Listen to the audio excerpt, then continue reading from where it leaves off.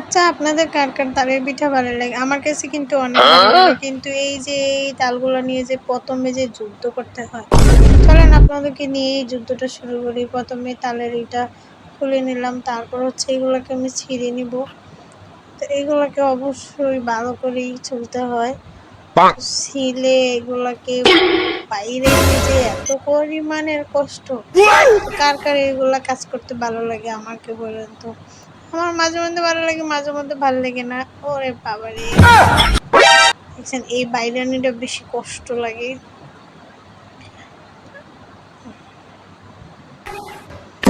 আমার এটা কিন্তু হয়ে গেছে, ছাঁকা হয়ে গেছে।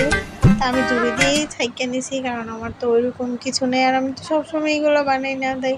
আর সাথে সাথেই আমি পিঠাটা বানিয়ে নিয়েছিলাম।